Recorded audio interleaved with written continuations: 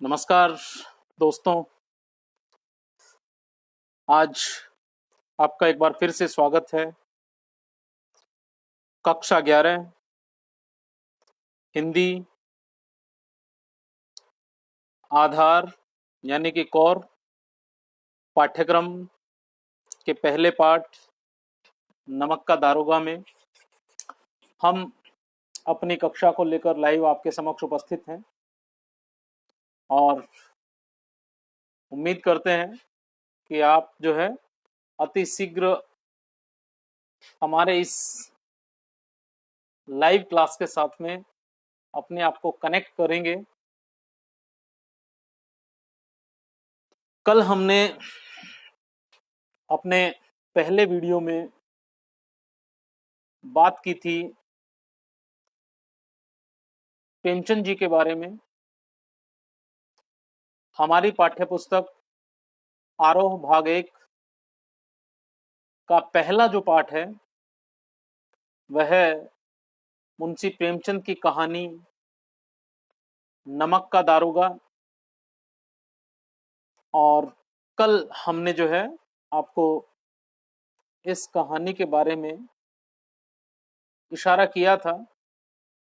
मूलतः हमने प्रेमचंद जी के बारे में आपको जानकारी दी थी और जो छात्र हमसे जुड़ते हुए जा रहे हैं, जैसे अभी मीनाक्षी शर्मा जी ने लिखा, Dikshita Sharma, Akshat Mishra, hi sir, hi Akshat, Shankar Yadav, Kajal from KV Shalimar Bagh, Akshat, Shagun Kumari,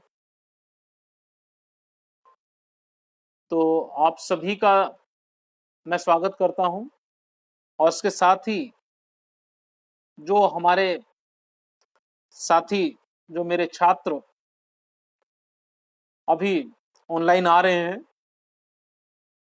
तो अति शीघ्र इस लाइव वीडियो के साथ जुड़ें ताकि आज की हम अपनी कक्षा प्रारंभ कर सकें। आज हम आपको फिर से जो है प्रेमचंद जी के बारे में आपको बताते हुए नमक का दारोगा कहानी के ऊपर जो है हम आपको लेकर चलेंगे। एक बेहद अच्छी कहानी जो है हमारे पाठ्य पुस्तक के अंदर संकलित की गई है, तो आप लोग जल्दी जल्दी जो है इस वीडियो के साथ में अपने आप को कनेक्ट करें। और जो छात्र यहाँ कनेक्ट होते जा रहे हैं, जैसे राहुल शर्मा जी हमसे कनेक्ट हो गए हैं, शगुन कुमारी हेलो, तो उनसे अनुरोध है कि आप अपने नाम के साथ, अपने विद्यालय के नाम के साथ यहाँ कमेंट छोड़ें। Bhanupriya, Asha Rawat hello sir, I am Harshita from KV Khichripur, Manish Mehra class 12 first shift Kendriya Vidyalaya GCR colony Delhi. और मनीष, ये 11th क्लास हम पढ़ा रहे हैं और बेहतर है कि इस समय जो क्लासेज 12th के लिए चल रही है आप वहाँ कनेक्ट करें। तनीषा केवी शालीमार बाग सेकेंड शिफ्ट, स्वागत है आपका भी। और बाकी जो हमारे छात्र हैं वो तुरंत जो है इस वीडियो के साथ कनेक्ट करें। यहाँ कमेंट बॉक्स के अंदर आप सभी कमेंट करें ताकि मैं जान सकूं कि आप लोग जो है हिंदी आधार के विद्यार्थी हैं और कोर्स हिंदी को जो है पढ़ना चाहते हैं। जो छात्र 10वीं कक्षा पास करके आ गए हैं, कक्षा 11 में जो आना चाहते हैं, और जो छात्र अपना विषय हिंदी रखना चाहते हैं, वो छात्र इस वीडियो के साथ जुड़ें। हमारी कक्षा 12 की कक्षाएं भी इस समय लाइव हैं। संजय मलिक सर और त्रिपाठी सर जो है वो वहां पर पाठ ले रहे हैं। यहाँ हम आपको हिंदी आधार कक्षा 11 और जहाँ पहला पाठ हमारा नमक का दारोगा है मुंशी प्रेमचंद का, हम उसके संबंध में आपसे यहाँ पर जो है हम बातचीत करेंगे। तो इससे पहले कि मैं कहानी के ऊपर जाऊं, एक बार फिर मैं आप सभी का हार्दिक स्वागत करता हूं कि आप लगातार जो है लॉकडाउन की इस पीरियड में जो है आप इस तरह ऑनलाइन कक्षाओं से जुड़कर अपने अध्ययन को सुचारू रूप से जो है चला पा रहे हैं। ये आपके लिए और हमारे लिए दोनों के लिए ही सुखद स्थिति है, और इसके लिए जो है केवीएस का धन्यवाद मैं करता हूं कि उन्होंने एक अच्छा प्लेटफॉर्म जो है एक दूसरे से कनेक्ट रहने के लिए बनाया है। हम अपने घरों में हैं, लेकिन हमारी कक्षाएं अनवरत जारी हैं। ये एक बेहतर प्रयास है जिसको हम चाहें तो और बेहतर बना सकते हैं। ठीक इस कक्षा को, लाइव कक्षा को अपनी कक्षाओं के रूप में लेकर हम इसे और बेहतर बना सकते हैं। तो आज हम बातचीत करेंगे मुंशी प्रेमचंद जी के बारे में। हम बातचीत करेंगे कहानी नमक का दारोगा के बारे में। कल हमने थोड़ा सा जो है, अगर मैं रिकॉल करूं तो कल हमने जो है मुंशी प्रेमचंद जी का परिचय आपको जो है दिया था कि कैसे मुंशी प्रेमचंद जी ने पढ़ना प्रारंभ किया, कौन कौन उनके प्रिय लेखक रहे, किस किस को उन्होंने पढ़ा और क्या पढ़ने के बाद जो है किस परिवेश में वो ढल करके और किस प्रकार की कहानियां जो है मुंशी प्रेमचंद लिखने लगे। तो ये बेहद महत्वपूर्ण है। मैं कल भी जैसे हम बात कर रहे थे तो एक नया टर्म जो है हमारे सामने आया था, आदर्शोन्मुखी यथार्थवाद। यह खुद जो है प्रेमचंद के द्वारा गढ़ा गया टर्म था। तो मुंशी प्रेमचंद 1880 के अंदर जो उनका जन्म होता है, लम्ही के अंदर, बनारस के पास में जो उत्तर प्रदेश में है वहां पर, और 1936 तक जो है वो जीवित रहते हैं। और इस आयु के बीच में उन्होंने जो किया वो सब हमारे समक्ष है। एक बड़े लेखक थे, एक बड़े कहानीकार, एक बड़े उपन्यासकार, जिन्होंने न केवल कहानियां जो है मील की पत्थर दी, अपितु अगर हम उपन्यास में देखें तो गोदान जैसा मील का पत्थर उपन्यास भी जो है वो मुंशी प्रेमचंद की ही लेखनी से सृजित हुआ है। तो ऐसे एक महान हिंदी लेखक मुंशी प्रेमचंद जी की कहानी हमारे यहाँ संकलित की गई है। और सबसे महत्वपूर्ण बात यह है कि कक्षा 6 से मैं लगातार देख रहा हूँ कि मुंशी प्रेमचंद जी को जो है हमारे प्रत्येक कक्षा में, प्रत्येक से मेरा तात्पर्य कि महत्वपूर्ण कक्षाओं के साथ साथ जो है लगभग कक्षाओं में प्रेमचंद के पाठ रखे गए हैं। चाहे जो नादान दोस्त हैं, दो बैलों की कथा है, 11th इलेक्टिव के अंदर अगर हम देखें तो ईदगाह है, और कोर के अंदर जो है नमक का दारोगा। ये कहानियां जो है मूल्यों के साथ एक दूसरे को कनेक्ट करती हैं। मूल्य बोध की कहानियां हैं, सामाजिक यथार्थ की कहानियां हैं, और हमारे सामने प्रेमचंद जो है समाज का कच्चा चिट्ठा, किस तरह का समाज हमारा उस समय में था उसको जो है एकदम से रख देते हैं। तो ये बेहतर कहानी हम लोग आज जो है पढ़ने के लिए जाएंगे। परिचय में मैं दोबारा जो है उस ओर नहीं बढ़ूंगा, क्योंकि कल के वीडियो के अंदर हम परिचय दे चुके हैं। आज जो साथी पहली बार हमसे कनेक्ट हुए हैं, तो इसी सीरीज के अंदर अगर आप देखेंगे तो वीडियो 1.1 जो है वो आपके लिए कल की तारीख में जो है मिल जाएगा, तो आप उसे वहां से देख सकते हैं। आज हम कंटिन्यू करेंगे कि किस तरह से जो है नमक का दारोगा की भाव वस्तु क्या है, क्या यह कहानी है। आज हम इसकी बातचीत करेंगे। मुंशी प्रेमचंद के जीवन परिचय के बारे में कल हम आपको जो है इसका पूरी जानकारी दे चुके हैं, जो कि हमारे वीडियो 1.1 के अंदर उपलब्ध है। छात्रों, एक चीज और है कि अगर आपको सुनने में या दिखने में कोई समस्या आ रही है तो कमेंट बॉक्स के अंदर कमेंट कर हमको सूचित करें, ताकि हम उस समस्या को दूर करने का प्रयास कर सकें। कल जैसे समस्या आई थी हमारे समक्ष कनेक्टिविटी की, तो वो कनेक्टिविटी की समस्या हो सकता है कि आज न आए, कोशिश हमारी यही है। तो जो छात्र हमसे जुड़ चुके हैं, एक बार पुनः मेरा अनुरोध है कि कमेंट बॉक्स के अंदर कृपया अपना नाम और विद्यालय का नाम जो है जरूर दें, ताकि हम ये जान सके कि कितने हमारे छात्र जो हैं वो हमसे जुड़ चुके हैं।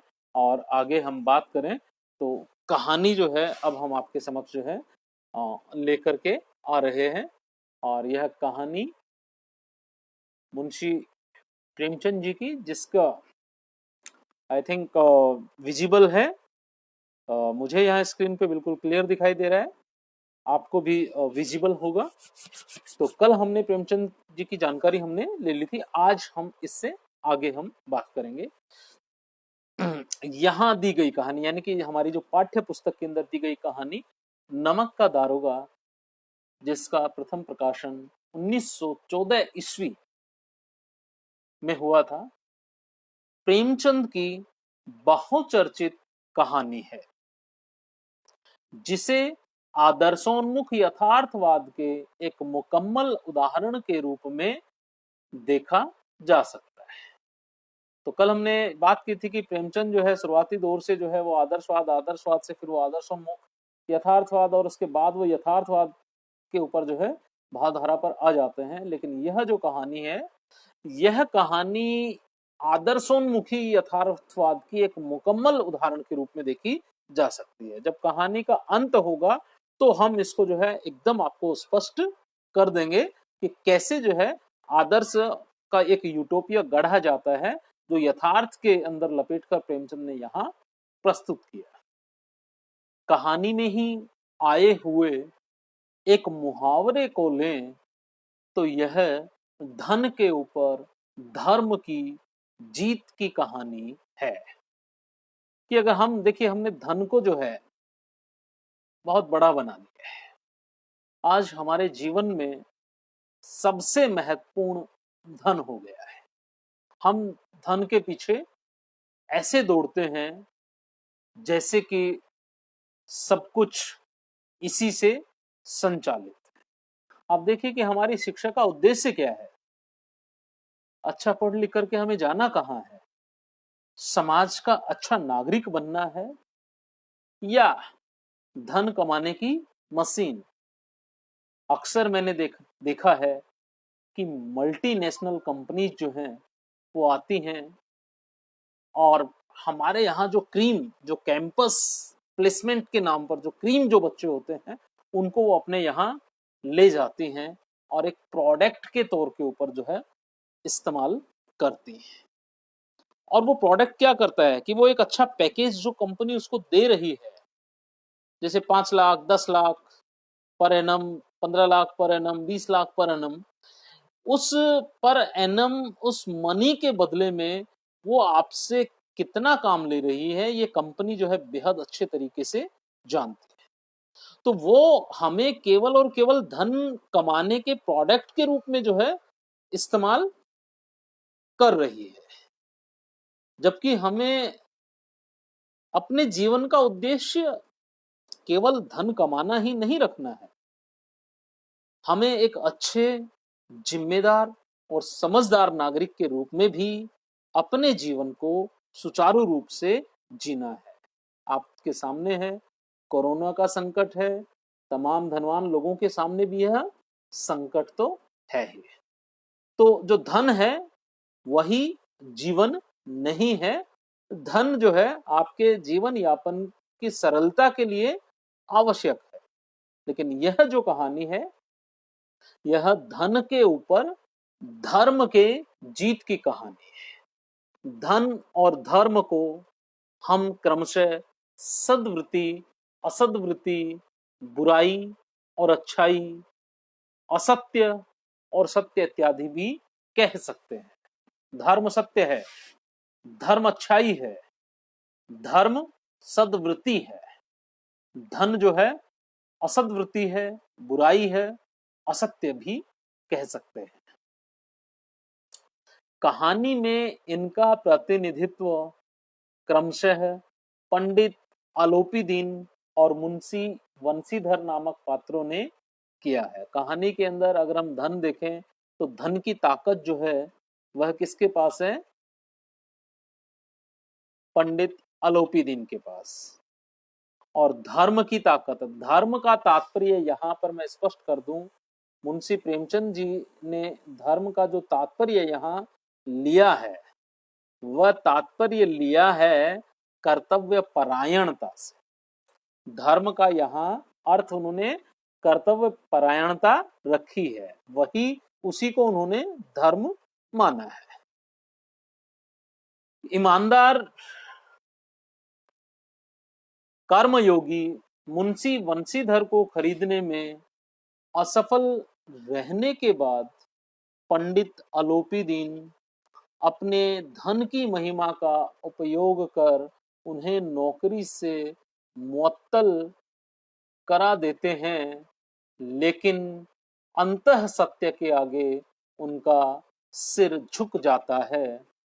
वे सरकारी महकमे से बर्खास्त वंशीधर को बहुत ऊंचे वेतन और भत्ते के साथ अपनी सारी जायदाद का स्थायी मैनेजर नियुक्त करते हैं और गहरे अपराध बोध से भरी हुई वाणी में निवेदन करते हैं, परमात्मा से यही प्रार्थना है कि वह आपको सदैव वही नदी के किनारे वाला बेमुरव्वत, उद्दंड किंतु धर्मनिष्ठ दारोगा बनाए रखे। तो यहां देखिए कि पहले पंडित अलोपीदीन जब वो वंशीधर उनको गिरफ्तार कर लेते हैं, अदालत में पेश करते हैं, तो ये सब चीजें हैं, तो वो अपने धनबल के कारण क्या करते हैं कि वो उनको नौकरी से ही मुअत्तल करवा देते हैं।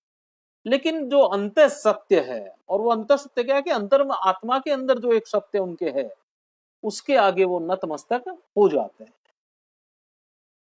और वो नतमस्तक जब हो जाते हैं तो वो गहरे अपराध बोध से भर जाते हैं।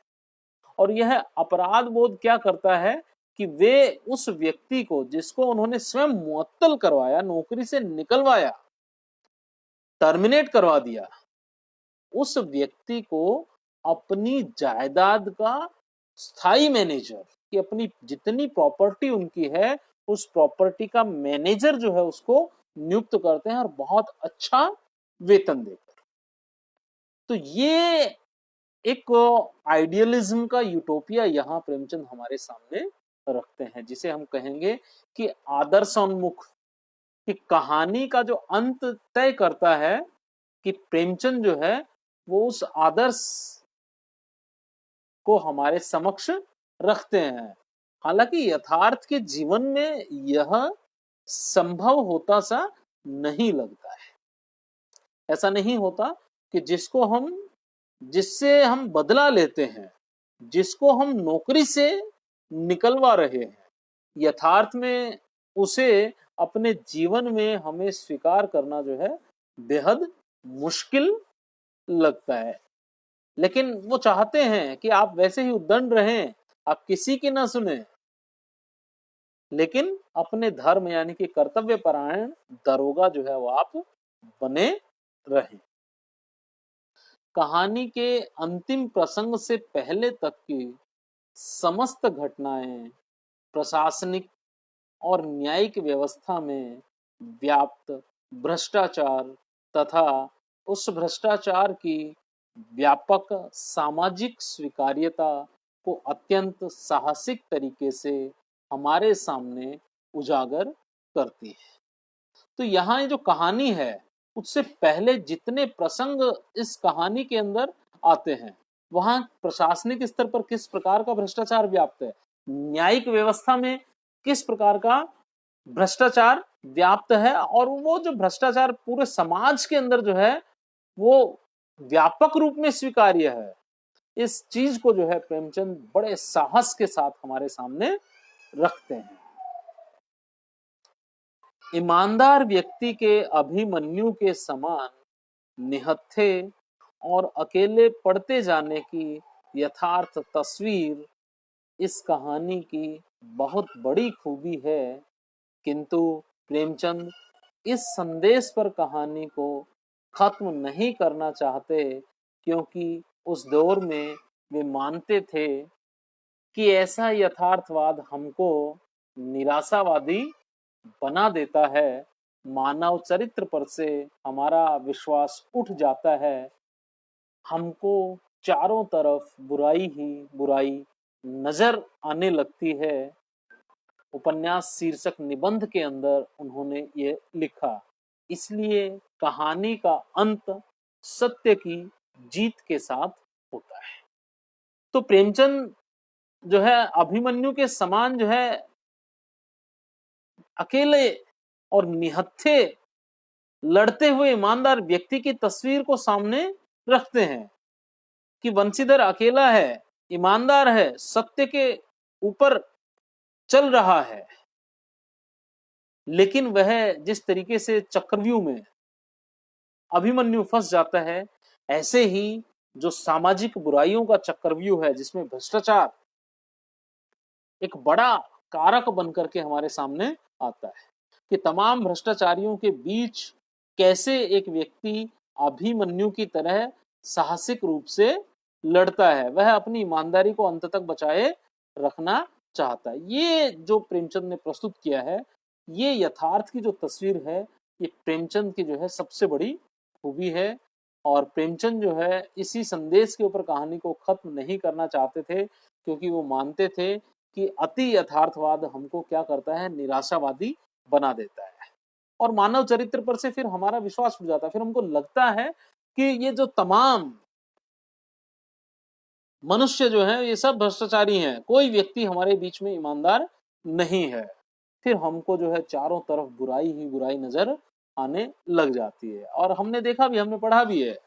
अगर आप देखें, क्या निराश हुआ जाए पाठ के अंदर कि तमाम व्यक्ति जो है हमारे इर्द गिर्द ऐसे हो गए हैं, लेकिन फिर भी क्या हमें निराश होने की आवश्यकता है? क्या बुराई जो है सब चीजों से जीत जाएगी? आज तक तो यही सुना है हमने कि बुराई कितनी भी मक्कार क्यों ना हो, लेकिन अंत जो है वो ईमानदारी की जीत के साथ ही, सत्य की जीत के साथ ही होता है।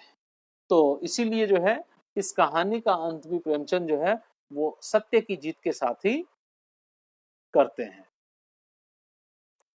अब हम चलते हैं हमारी कहानी जो है नमक का दारोगा की ओर। और सबको जो है अच्छे से दिखाई दे रहा होगा। किसी को वीडियो में अगर कोई कनेक्टिविटी की प्रॉब्लम आ रही है तो आप प्लीज मुझे जरूर बताएं। आपने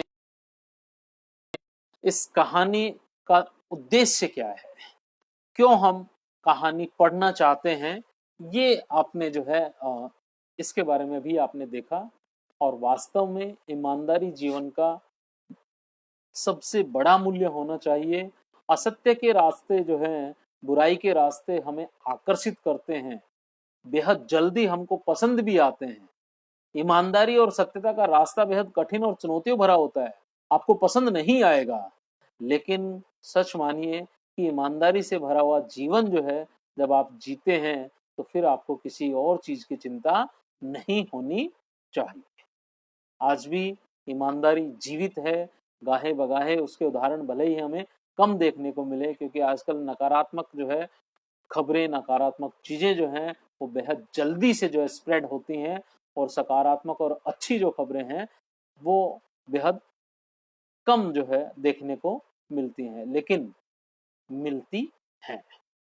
तो इस कहानी को हम आगे बढ़ा रहे हैं और कहानी सीधे जो है आपको कनेक्ट करते हैं नमक का दारोगा से। मुझे स्क्रीन के ऊपर स्पष्ट दिखाई दे रहा है, आपके लिए भी रीडेबल होगा।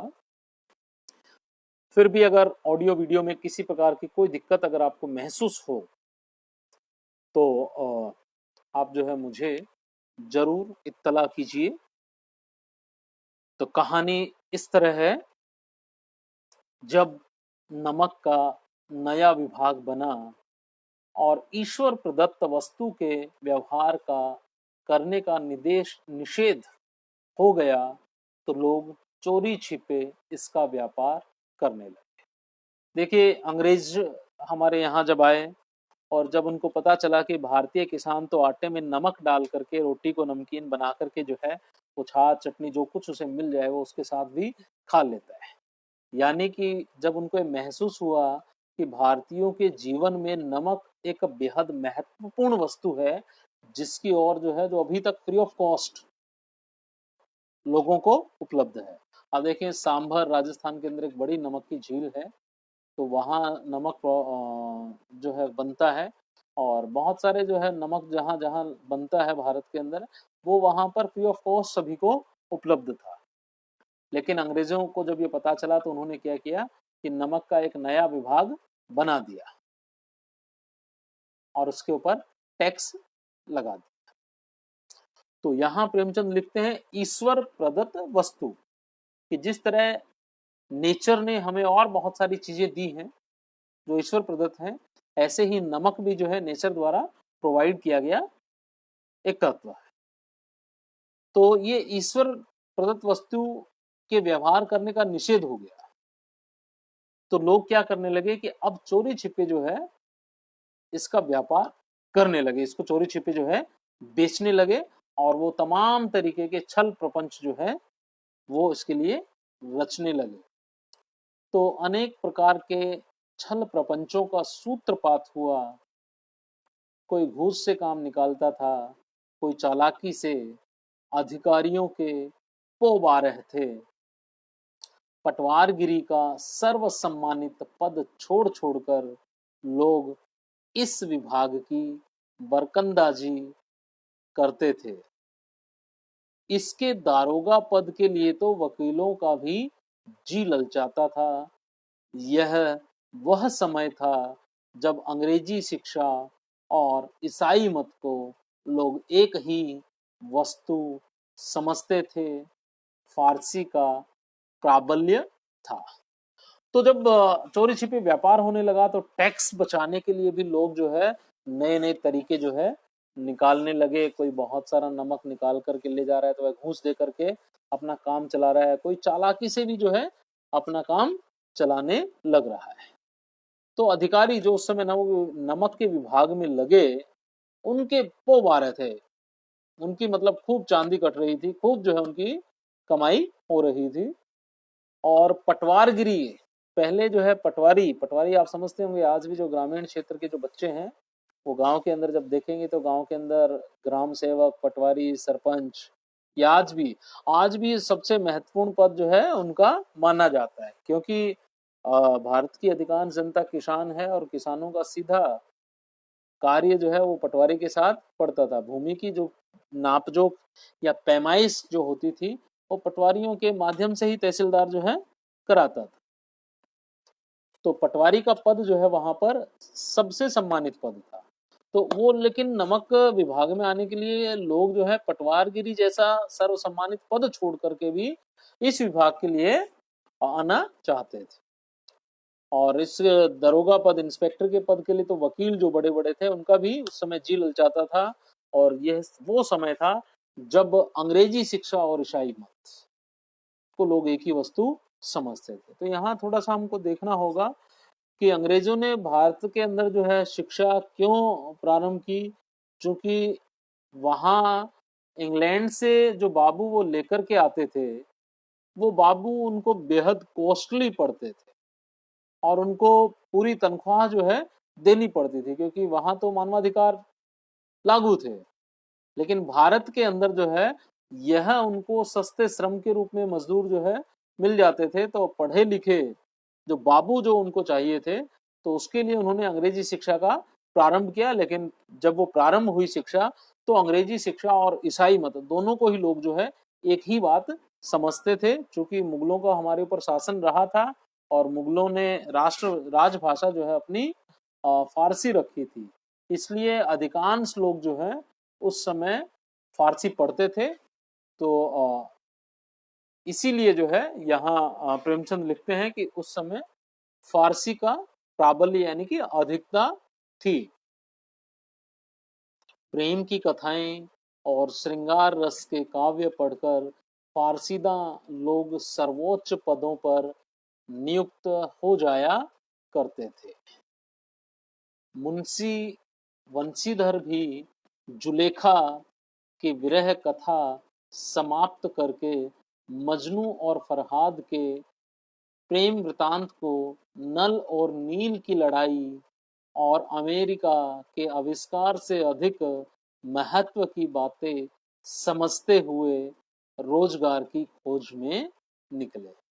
तो जुलेखा की प्रेम कथाएं हों या मजनू और फरहाद यानी लैला मजनू, श्री फरहाद आदि के प्रेम वृतांत जो है उस समय जो है बेहद प्रचलन में थे। तो लोग जो है उनको पढ़ते थे और उनको पढ़ करके ऐसी फारसी के प्रेम कथाएं और श्रृंगार रस के काव्य पढ़ करके भी लोग जो है ऊंचे पदों के ऊपर नियुक्त उस समय हो जाया करते थे। और मुंशी बंशीधर भी जुलेखा को पढ़ रहे थे, उनकी विरह कथा को समाप्त किया, तो उन्होंने मजनू और लैला मजनू और सीरी फरहाद के प्रेम वृतांत को नल और नील की लड़ाई जो थी और अमेरिका के जो उस समय आविष्कार जो हो रहे थे उनसे अधिक महत्व की बातें समझते हुए रोजगार की खोज में जो है वो निकले। उनके पिता एक अनुभवी पुरुष थे, और मुंशी वंशीधर के जो पिता थे वो बेहद अनुभवी पुरुष थे।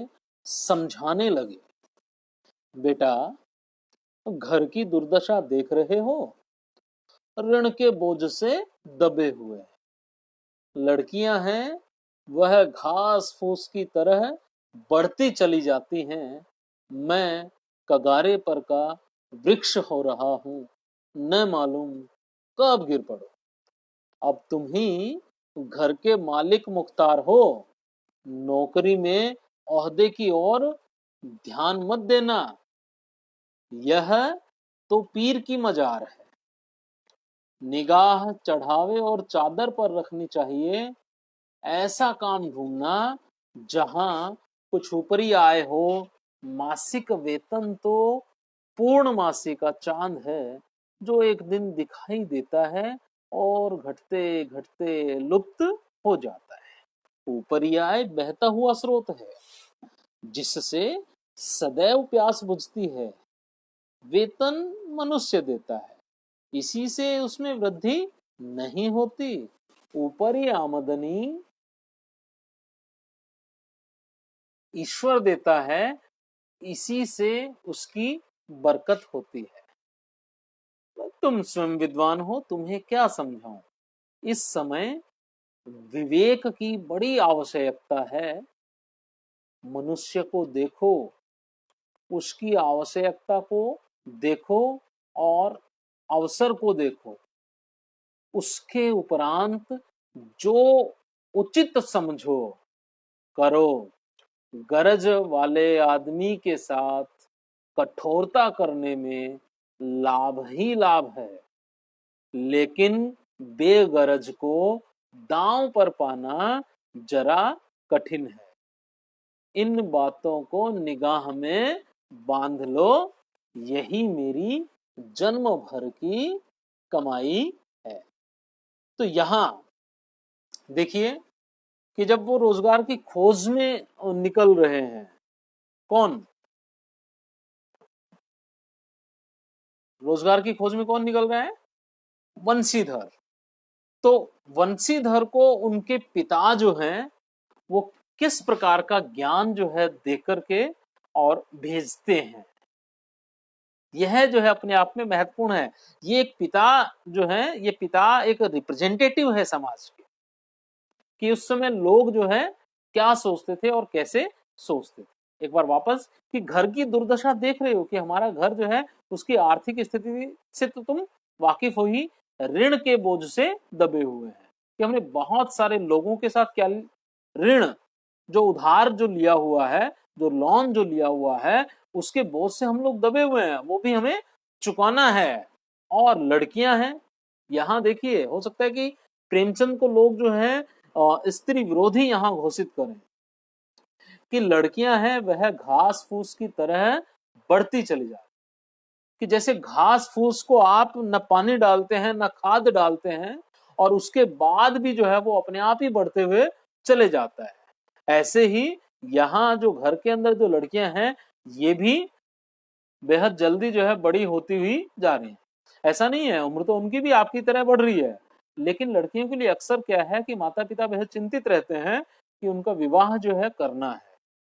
तो यह जो चिंता उनके मस्तिष्क में लगातार जो है बनी रहती है, जिसकी वजह से उनका बढ़ना जो है वो लगातार वॉच करते रहते हैं।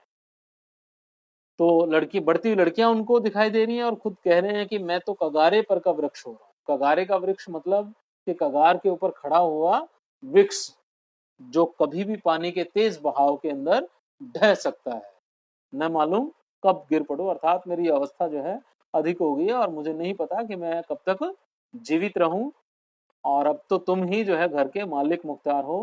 कि घर के मालिक, ये भी देखिए एक पैट्रियार्कल स्टेटमेंट है कि पितृसत्ता, कि पुरुष के बाद पुरुष ही घर का मालिक होगा, कि तुम ही घर के मालिक मुख्तार हो। नौकरी में ओहदे की ओर ध्यान मत दे, कि जो सर्विस है इस सर्विस के अंदर कभी भी ओहदे की, ओहदा मतलब पद, पद की ओर आपको ध्यान नहीं देना है, यह तो पीर की मजार है। जैसे पीर की मजार होती है और उस मजार के ऊपर जो है चादर चढ़ाने वाले लोग अपने आप आ जाते हैं, तो ऐसे ही आप ओहदे पद की ओर ध्यान मत दीजिए कि किस पद के ऊपर जाकर के आप नौकरी सेलेक्ट करेंगे। आप तो बस जाइए, सरकारी नौकरी के अंदर किसी भी पद के ऊपर सेलेक्ट हो जाइए। और जब आप किसी भी पद के ऊपर सेलेक्ट हो जाएंगे तो जैसे पीर की मजार के ऊपर चढ़ावा आता है, चादरें चढ़ी जाती हैं, ऐसे ही आपके पास भी चढ़ावा आना शुरू हो जाएगा। निगाह हमेशा चढ़ावे और चादर पर रखनी चाहिए। जैसे जो पीर की मजार के ऊपर बैठा हुआ मौलवी है, वो निगाह हमेशा अपनी कहाँ रखता है कि चढ़ावा कौन कैसी चादर लेकर के आ रहा है, कौन कैसा चढ़ावा, वो उसको वैसे ही जो है ट्रीट करता है। तो यहाँ उनके पिता समझा रहे हैं कि आपको भी कहाँ ध्यान रखना है कि चादर कौन कैसी लेके आ रहा है और चढ़ावा कौन कितना देकर जा सकता है, किस विभाग में ऐसा हो सकता है, इसलिए कि तुम वहां जाकर के उसी जो है डिपार्टमेंट को देखना। ऐसा काम ढूंढना जहां कुछ ऊपर ही आए हो। और काम कैसा ढूंढना है तुम्हें, जिसके अंदर आपको ऊपर की इनकम, यानी कि भ्रष्टाचार से कमाई गई, रिश्वत से कमाई गई इनकम जो है ज्यादा हो। मासिक वेतन तो पूर्णमासी का चांद। देखिए कितना प्यारा जो है उपमा, वेतन की उपमा जो है पूर्णमासी के चांद के साथ की है। और ये सटीक उपमा है। अगर आपने जो है चांद के क्रियाकलाप को देखा हो, या डेली आप जाकर के छत के ऊपर वॉच कीजिए, तो कृष्ण पक्ष और शुक्ल पक्ष, चांद जो है जिस दिन पूर्णमासी का होता है, उस दिन वो पूरा एक थाली की तरह गोल आपको कहाँ दिखाई देगा, आसमान के ऊपर टंगा हुआ दिखाई देगा। लेकिन उसके बाद एकम, दोष, तीज, चौथ, पंचम, षष्ठम, सप्तमी, अष्टमी, नवमी, दसवीं, 11, 12, 13 अमावस्या, तो अमावस्या आते आते जो है वो एकदम लुप्त हो जाता है। तो यहाँ जो मासिक वेतन है वो आपको एक दिन दिखाई देगा। अर्थात जैसे हमें सैलरी 30-31 तारीख को मिलती है, तो 30-31 तारीख को तनख्वाह वो खाते के अंदर दिखाई देगी कि हाँ इतना पैसा हमको मिला है, लेकिन उसके बाद घटते घटते लुप्त हो जाती है। दूध वाले का हिसाब करना है, राशन वाले को पैसा देना है, बच्चों की फीस देनी है, तमाम ऐसे काम हैं जो उसी तनख्वाह के अंदर से हमको करने हैं। तो जैसे हम सबका हिसाब करते हुए चले जाते हैं, तो बीच में ही तनख्वाह एक दिन घटते घटते क्या हो जाती है, खाते से समाप्त हो जाती है, यानी लुप्त हो जाती है। तो कितनी सटीक उपमा जो है प्रेमचंद यहाँ प्रस्तुत कर रहे हैं। ऊपर ही आए बहता हुआ स्रोत है, और ऊपर की जो इनकम है, रिश्वत की जो कमाई है, वो तो जैसे फ्लाइंग ऑफ वाटर के ऊपर से जो पानी, अब नदी में कौन कितना पानी कहाँ से आ रहा है किसी को नहीं पता, ऐसे कौन कब आकर के आपको कितना पैसा उसमें दे जाएगा किसी को नहीं पता। तो वो बहता हुआ स्रोत है और उसी से सदैव प्यास बुझती है। मनुष्य वेतन देता है, इससे उसकी वृद्धि नहीं होता। वेतन तो मनुष्य देता है, उसमें कहां से वृद्धि करेंगे आप। लेकिन ऊपरी आमदनी है, ऊपर की जो इनकम है, ये कौन देता है, ईश्वर। देखिए इसको कैसे उनके पिता ने किससे कनेक्ट कर दिया है, ईश्वर के साथ, कि ऊपर की इनकम कौन दे रहा है, ईश्वर। भी देने वाला ईश्वर है, तो वो भी जो आ रहा है, जो हमें कुछ देकर के जा रहा है, उसको ईश्वर के साथ उन्होंने जोड़ दिया है। रिश्वतखोरी को ईश्वर के साथ हम करते भी तो ऐसे ही है, तो इसी से उसकी बरकत होती है। बाकी तुम स्वयं विद्वान हो, मैं तुमको क्या समझाऊं। इसमें विवेक की बड़ी आवश्यकता है। पहले मनुष्य को देखो, मनुष्य को देखने के बाद उसकी आवश्यकता को देखो, फिर उसके अवसर को देखो कि कौन व्यक्ति जो है कितना उसको जो है आवश्यकता है, कैसा अवसर है, किस अवसर के ऊपर जो है कितना आप ले सकते हो, कितना सामने वाला दे सकता है। तो ये तमाम चीजें देखने के बाद जो है आप ये देखो कि उससे फिर कितना लाभ लिया जा सकता है, उसके बाद जो उचित हो वो करो। अच्छा, जिस व्यक्ति को गरज होती है, जिस व्यक्ति को कार्य करवाना होता है, उसको आवश्यकता ज्यादा होती है, अतः उसके साथ कठोरता अगर आप बरतोगे तो उसके अंदर लाभ ही लाभ है। लेकिन जिसके वो गरज नहीं है और उससे अगर आपको रास्ते पे लाना है, तो वो जरा कठिन है। तो ये बातें जो हैं मुंशी बंशीधर के पिता किसको समझाते हैं?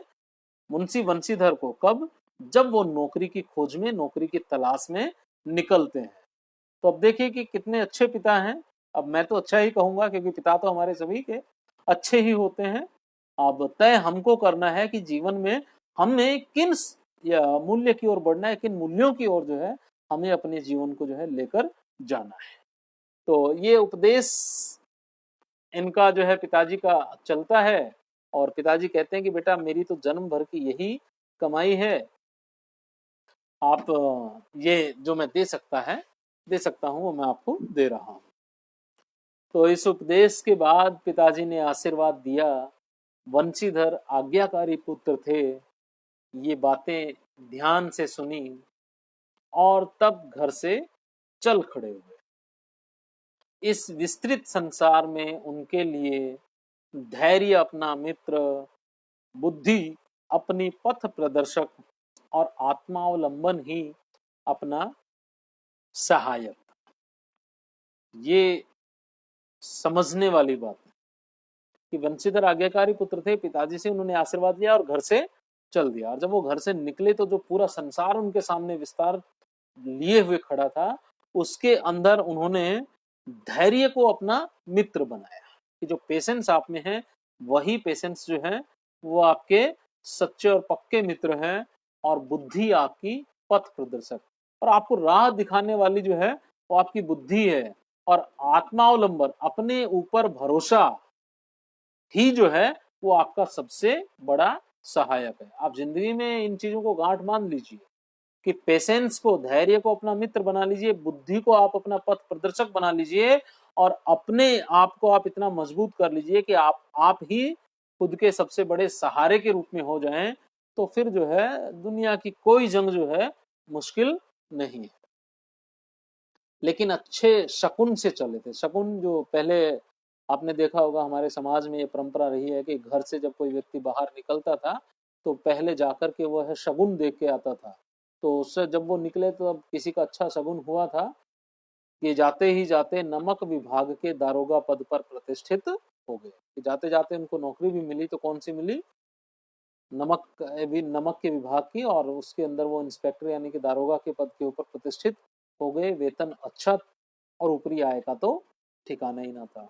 वेतन तो खूब अच्छा मिल ही रहा था उसके अंदर, और ऊपरी आय यानी कि रिश्वतखोरी, करप्शन के भी जो है बेहद चांसेस जो है उनके अंदर थे। वहां वृद्ध मुंशी जी को सुख संवाद मिला तो फूलों न समाये। और वृद्ध मुंशी जी को जब ये पता चला कि बेटा जो है नमक के विभाग में इंस्पेक्टर लग गया है, तो एक सुख संवाद से जो है इतने हर्षित हुए कि उनकी खुशी जो है देखते ही बनती थी।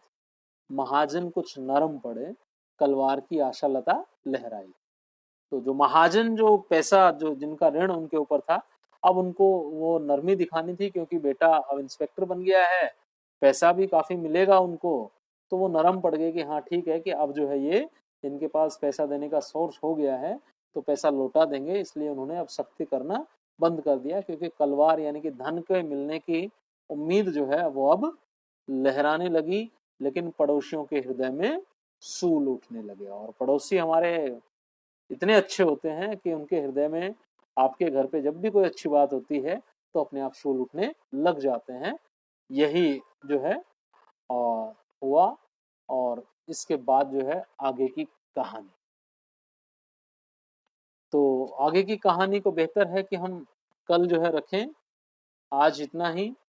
मैं चाहूंगा कि एक असाइनमेंट मैं आपको दूं, और यह असाइनमेंट जो है आप करें अपने नोटबुक जो आपने बना ली होगी उस नोटबुक के अंदर आप इसको करें। प्रेमचंद के ऊपर हमने कल डिस्कस किया, आज हमने आपको तमाम चीजें रिकॉल करवाई हैं। तो एक अनुच्छेद आपको लिखना है, मेरा प्रिय लेखक मुंशी प्रेमचंद। आपको स्पष्ट करना है कि मुंशी प्रेमचंद जो है वो आपके प्रिय लेखक क्यों हैं। मैंने कल आपको बताया उनकी कहानियां, उनके उपन्यास, तमाम चीजों के बारे में हमने डिस्कस किया। उनकी लेखनी, किस तरीके की कहानियां उन्होंने लिखी, ये सारी चीजें अवेलेबल हैं। और लॉकडाउन का टाइम है तो घर पे आपके पास पढ़ने के लिए भी बहुत सारा समय है। तो आप अन्य जगह से भी प्रेमचंद के बारे में जो है अन्य ऑनलाइन साइट्स से भी आप जो है उनके रिसोर्स को जो है आप देख सकते हैं, वहां से आप सहायता ले सकते हैं। आप लिखें, अच्छा लगेगा। प्रेमचंद मेरा प्रिय लेखक, ये असाइनमेंट जो है हम इस वीडियो के माध्यम से आप सभी को दे रहे हैं कि आप ये करें। और उम्मीद करता हूँ कि आज की जो कहानी हमने जितनी आपको पढ़ाई है, ये कहानी आपको पसंद आई होगी। कुछ भी अगर आपको जिज्ञासा, शंका अगर है तो आप हमें कमेंट बॉक्स के अंदर कमेंट छोड़ सकते हैं। मैं एक बार पुनः, अगर कोई ऐसा कमेंट आया है तो मैं जो है एक बार जाकर आपको जवाब देने की कोशिश करूँगा। जो लोग हमसे कनेक्ट रहे उनका बेहद शुक्रिया। फ़िलहाल जो है मुझे लगता है कि इस कंटेंट में किसी का कोई कमेंट मैं नहीं देख पा रहा हूँ। तो मुझे उम्मीद है कि आपको सारी चीज़ें जो है समझ में आई होंगी। अगर फिर भी आपको कोई डाउट है तो आप यहाँ कमेंट बॉक्स के अंदर आकर के कभी भी हमसे सवाल पूछ सकते हैं। दूसरी बात कि अगर आपको पुस्तक अवेलेबल नहीं हो पा रही है तो आप जाइए सीधे NCERT बुक्स या ई पाठशाला, ये दो ऐसे ऐप हैं जहां पर NCERT के तमाम विषयों की सभी पुस्तकें आपको मिल जाएंगी। आप ई पाठशाला पर जाकर के इस पुस्तक का PDF डाउनलोड कर सकते हैं। NCERT बुक्स पे जाकर के आप उस पुस्तक का PDF डाउनलोड कर सकते हैं। तो आप वहां जाइए और जल्दी से हमारी हिंदी भाषा की जो पुस्तकें हैं उनका PDF आप डाउनलोड कर लीजिए। ध्यान रखिएगा, हिंदी कोर के जो स्टूडेंट हैं, अंतरा भाग 1 आपके लिए है, तो आप इस पुस्तक को वहां से डाउनलोड कर लीजिए ताकि आप कहानी जो है आसानी से पढ़ सकें। इसके साथ ही प्रेमचंद जी की कहानियों के ऊपर बहुत सारे वीडियो, बहुत सारी चीज़ें बनी हैं। तहरीर करके दूरदर्शन ने एक सीरीज चलाई थी जहां बहुत सारी प्रेमचंद की कहानियां एवं गोदान उपन्यास का भी नाट्य रूपांतरण जो है आपको वहां देखने को मिलेगा।